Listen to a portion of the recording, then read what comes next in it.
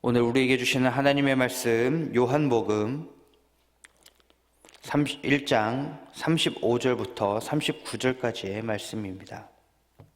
요한복음 1장 35절부터 39절.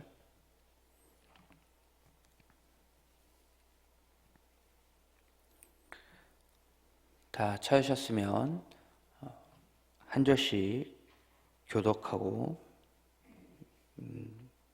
합독하도록 하겠습니다. 전부 합독하도록 하겠습니다.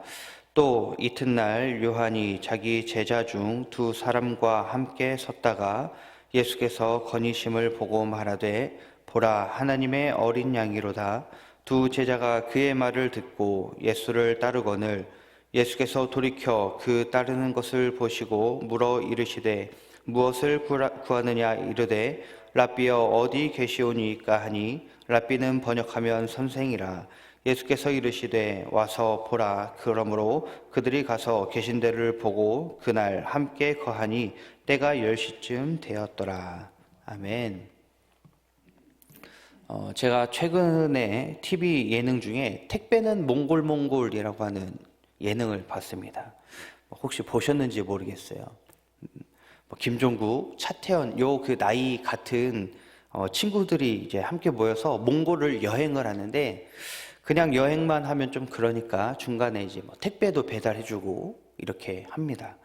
근데 이 TV로만 본 거지만 몽골의 그 경치가 너무 아름답더라고요. 처음 봤는데 너무 경이롭고 아름다운 그런 배경을 봤었습니다. 혹시 보신 분 안 계신가요? 네, 안 보셨으면 제가 계속 얘기해도 이해를 하실 수 없기 때문에 의미가 없습니다. 여기 계신 우리 성도님들은 다 결혼을 해보셨고 또 그 생활을 수십 년간 이렇게 해오셨습니다. 결혼을 하면 어떤가요? 행복한가요? 아니면 힘든가요? 둘 다죠. 행복하기도 하고 힘들기도 합니다. 그런데 이러한 부분을 결혼을 하지 않은 사람에게 맨날 얘기해도 몰라요. 결혼하면 마냥 좋을 것만 이렇게 생각을 하게 됩니다. 결혼 생활이 너무 즐겁고 행복하다고 아무리 이렇게 이야기해도 경험하지 않은 사람은 그게 정말 행복할까? 이렇게 생각을 할 수도 있고, 또 반대로 결혼 생활이 너무 힘들다라고도 이야기를 해도 경험해보지 않은 사람은 백날 힘들다 이야기해도 그게 왜 힘들어? 이렇게 이해할 수가 없는 거죠. 왜 남편을 남의 편이라고 이야기를 하는지 알 수가 없는 겁니다. 자, 오늘 말씀 속에서 예수님은 우리에게 와서 보라 이렇게 이야기를 하십니다. 예수님은 누가 진리이고 참된 구원자인지, 예수님이 진짜 그리스도인지 아닌지, 하나님의 아들인지 아닌지 와서 보라고 하는 겁니다. 와서 보지 않으면 몰라요. 아무리 누군가가 이야기를 하고 해도 경험하기 전까지는 잘 모릅니다. 예수님은 우리에게 자기 자신을 지금 경험하라 라고 이야기하면서 초청하는 거죠. 와서 보라. 제가 아무리 어떤 TV 프로그램이 재밌다 이렇게 이야기해도 보시지 않으면 이해할 수 없는 것처럼, 결혼에 대해서 백날 이야기를 해도 결혼을 해보지 않으면 그 삶이 어떤지 알지 못하는 것처럼, 우리도 예수님을 경험하지 않으면 예수님을 믿는 게 무엇인지, 예수님이 어떤 분이신지 우리는 알 수 없다라는 것이죠. 자, 그런데 예수님은 우리에게 자기에게 나오라 초청하기 전에, 와서 보라 이렇게 말씀하시기 전에 먼저 행하신 것이 있습니다. 무엇이냐면, 마치 새로운 드라마가 시작하기 전에 예고편을 해주듯이, 그렇게 시청자들에게 다가오듯이 예수님도 먼저 우리에게 다가오셨다는 겁니다. 먼저 자기 자신을 알리셨다는 것이죠. 요한복음 1장 첫 부분들을 보면은 오다라고 하는 이 단어들이 상당히 많이 기록되어 있습니다. 오다라고 하는 단어는 그리스어 헬라어로 엘코마이라고 합니다. 이 단어가 이 성경에서 그 동사, 분사 등의 형태로 사용되면서 예수님이 오심, 이거를 상당히 많이 표현을 합니다. 1장 9절에 보면 참 빛, 곧 세상에 와서 각 사람에게 비추는 빛이 있었으니 이렇게 이야기를 하는데, 요한복음 1장 1절부터 보면 태초에 말씀이 계시고 그 말씀이 곧 하나님이다 이렇게 이야기를 합니다. 그리고 그 말씀 안에 또 빛이 있다. 빛과 생명이 있는데 그 말씀이, 빛과 생명인 그 말씀이 육신이 되어서 이 세상에 오셨다 이렇게 이야기합니다. 그리고 이 세상에 오셔서 각 사람에게 그 빛을 비추었다. 이렇게 요한복음 1장 초반에 이야기를 하고 있는 것이죠. 그러니까 하나님께서는요, 예수님께서는 우리에게 야, 너가 여기까지 도달해 라고 말씀하시기 이전에 먼저 예수님께서 우리에게 오셨다라는 것이죠. 우리에게 맞추어서 우리에게 먼저 다가오셨습니다. 보이지 않는 그 하나님이 보이는 분으로 먼저 우리에게 다가오신 것입니다. 조금 더 직접적으로 29절에서 요한이 예수께서 자기에게 나아오심을 보았다 이렇게 이야기를 합니다. 그것처럼 예수님은요, 요한에게 직접 찾아가시는 것처럼 실제로 우리에게도 직접 찾아오십니다. 바로 말씀을 통해서, 성경을 통해서. 이 성경을 통해서 우리에게 자기 자신을 계시하시면서 우리에게 먼저 다가오시는 것입니다. 오늘 말씀에 요한의 두 제자가 등장합니다. 그런데 이 두 제자가 예수님을 따르게 되죠. 계속해서 뒤를 따라갑니다. 예수님을 뒤따라가는데 예수님께서 그 제자들을 보고 무엇을 구하냐 너희가 이렇게 물어보십니다. 그 물음에 요한의 제자들이 선생님 어디에 머무십니까? 이렇게 질문을 하게 되죠. 이 질문이 여러 가지 의미로 해석이 될 수 있습니다. 선생님이 지금 머물고 계시는 곳이 어디입니까? 선생님이 지금 머물고 있는 곳의 환경은 어떤 환경입니까? 또는 예수님, 당신의 존재가 무엇입니까? 이렇게 여러 가지로 해석이 될 수 있습니다. 그런데 우리도 이 하나님의 존재에 대해서 또 하나님이 어디 계신지 이런 것에 대해서 우리도 질문을 해야 합니다. 궁금해해야 돼요. 요한의 제자들이 가졌던 이 질문이 우리에게 반드시 필요한 질문입니다. 하나님 어디 계십니까? 하나님, 당신은 현재 존재하고 계십니까? 이 제자들의 질문에 예수님은 긴 말 하지 않습니다.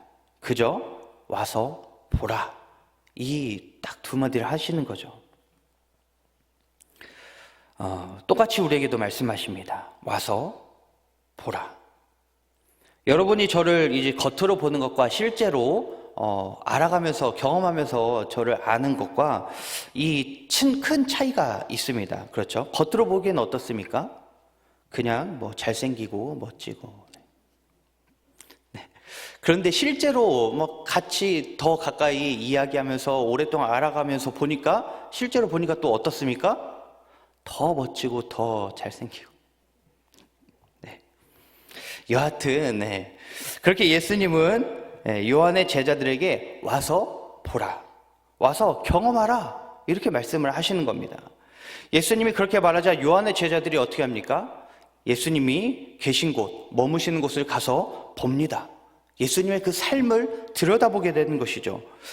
그냥 예수님이 계신 곳, 머무시는 곳을 보고 여기에서 예수님 그냥 주무시는구나, 사시는구나 이렇게 보고 끝난 게 아니라는 거예요. 말씀을 보면 그 제자들이 예수님이 계신 곳을 보고 그곳에서 함께 거했다라고 기록하고 있습니다. 이 거하다라고 하는 말은요, 메노라고 하는 단어예요. 이 단어가 머무르다, 살다 이런 여러 가지 의미를 가지고 있습니다. 그들은요, 예수님이 어떻게 살아가시는지를 본 거예요.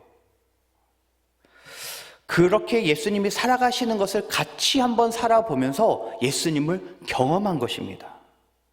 그래서 예수님이 사는 그곳에서 함께 머물었고, 예수님이 하시는 그 말씀을, 복음을 들었고, 예수님이 하시는 행동을 본 것이죠. 그렇게 예수님을 경험한 사람의 반응이 어떻습니까? 41절에 보면 내가 메시아를 만났다 라고 이 제자가 다른 친구에게 이야기를 합니다. 그리고 그 다른 친구를 예수께로 데려오는, 베드로를 데려오게 되는 거죠. 우리의 삶도 이와 같아야 할 것입니다. 우리의 삶이 예수님의 삶 속으로, 그 말씀 속으로 우리가 들어가야 합니다. 그래야만이 우리는 예수님을 제대로 볼 수 있습니다. 아무리 어떤 사람이 은혜 받았어, 하나님께서 이렇게 은혜 주시고 이런 기적을 일으켜 주셨어 라고 이야기를 해도 그것은 결국 그 사람의 이야기이죠. 우리가 직접 예수님을 만나고 그분을 경험해야, 그분 속으로 들어가야, 그분의 삶을 우리가 직접 들여다보고 그분과 함께 살아가 봐야 우리는 하나님께서 우리에게 주시는 그 은혜를 받을 수 있고 그 받은 은혜를 이야기할 수 있는 것입니다. 예수님이 우리에게 와서 보라 이렇게 이야기를 했을 때에 그것이 우리에게 어떻게 적용되어야 하겠습니까? 일주일에 한 번씩 그냥 교회 와서, 주일마다 교회 와서 예배 참여하고 20-30분 설교 듣고 그러고 가는 것, 그것이 예수님을 보고 경험하는 것일까요? 물론 그것도 틀린 말은 아닙니다. 중요합니다. 그렇게라도 해서 교회에 한번 나와서 하나님을 만나려고 하는 것 중요하죠. 그러나 그것만으로는 예수님을 경험한다고 말하기에 조금 부족함이 있다라고 생각이 됩니다. 요한의 제자들이 예수님이 계신 곳을 가서 그 계신 곳을 보고 그와 함께 거했다라고 하는 것처럼 우리도 그래야 되지 않겠습니까? 일주일에 한번 그냥 교회 나와서 말씀 듣고 예배 한번 드리고 끝나는 것이 아니라 우리의 모든 삶이 예수님께 초점이 맞춰져서, 이 말씀에 초점이 맞춰져서 이 말씀 속으로 우리가 한번 들어가 보아서 예수님이라면 어떻게 이 세상을 살아갔을까? 예수님이라면 어떻게 이 가운데에서 어떻게 행동하고 어떻게 했을까?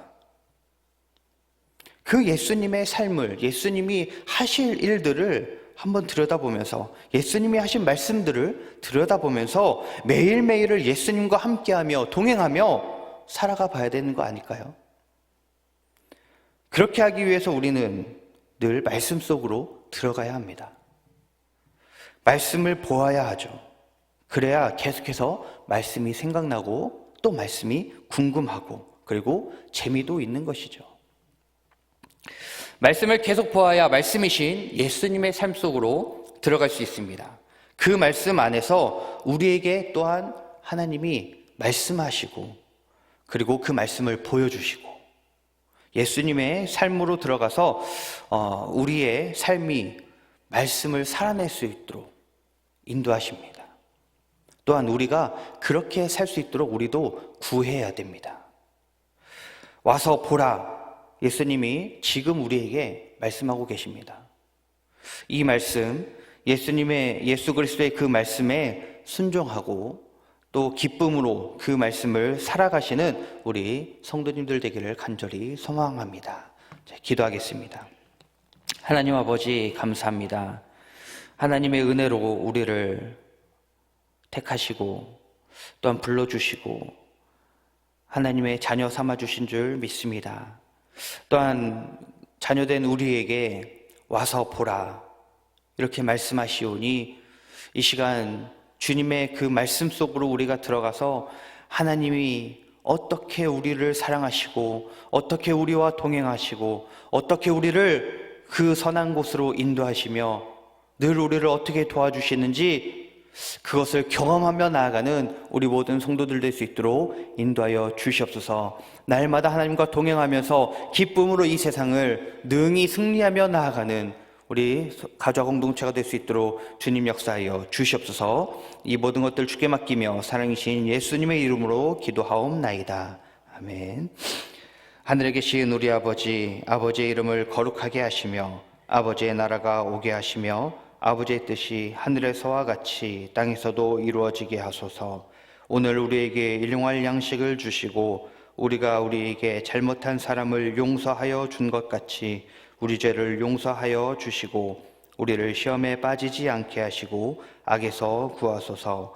나라와 권능과 영광이 영원히 아버지의 것입니다. 아멘.